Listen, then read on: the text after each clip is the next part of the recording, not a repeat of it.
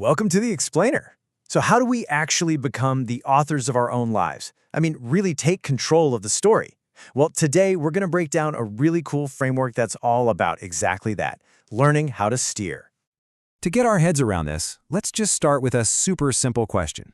Think about it. How does a tiny little seed become this huge, massive tree? It's got all the blueprints inside, sure, but it still has to, do it. It has to navigate its world to get there. And the answer really isn't some big secret or magic spell. It's a two-step process that's as simple as it is powerful. First, it has to know what it is. And second, it has to choose where to grow. That's it. Self-recognition, then self-direction. And guess what? That exact same logic applies to us. All right, to really unpack this, we got to zoom all the way in to the smallest possible piece. The source material we're looking at calls this the node. Just think of it as you, at your most basic. The fundamental building block of yourself. A single, just one you. I love this quote from the source. It says, "New thoughts are like new Lego sets." So that's exactly what we're going to do in this explainer. We're going to open the box and build a model of the self, one logical piece at a time. Okay, first piece out of the box. This is the big one. This is the foundation for everything that comes next. It's that initial spark, the moment the self wakes up and realizes, I am me. This right here, this is the birth of the individual. The source calls it nodal sovereignty, which sounds kind of fancy, but it just boils down to the most simple and yet profound realization there is. I am me, and I am not you. That's the starting line for everything else. So the node knows it exists. It's a me. What happens next? Well, this is where it gets really interesting.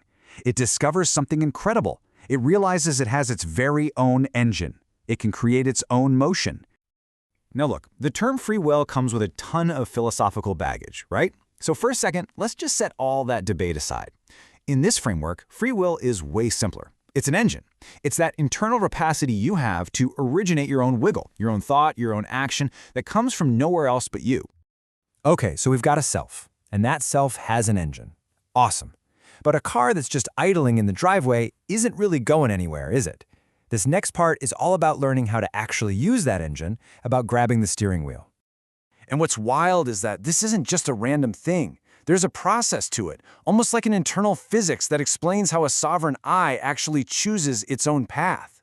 It's how we go from just having potential to actually choosing a destination. And the source calls this whole process the immutable trifecta. It's this beautiful, clean, three-step logic. First, sovereignty. That's the simple fact, I am me. Second, free will. That's the engine, the power that says, I can wiggle. And third, the crucial part, self-determination. That's the application, the conscious skill of saying, okay, now I can steer. And this slide just nails the difference, doesn't it? Wiggling is just random energy. It's a twitch. It's reacting to stuff. But steering, that's something else entirely. That's a choice. That is focused, intentional direction. It's you deciding your own vector instead of just getting bounced around by the system. Man, I just love this quote. It's such a perfect image for this whole idea.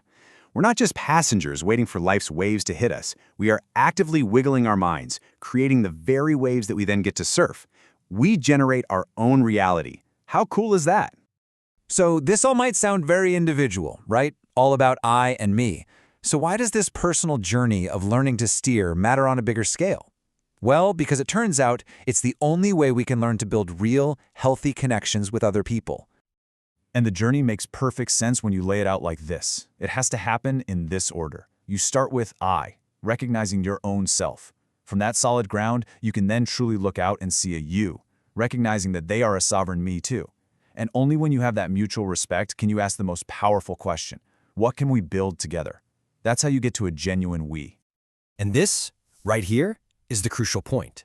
A healthy relationship, a healthy team, a healthy society, it isn't built from cogs that are forced to fit into a machine. No way. It's built from whole, sovereign individuals who choose to connect and create something together. It's about collaboration, not conformity.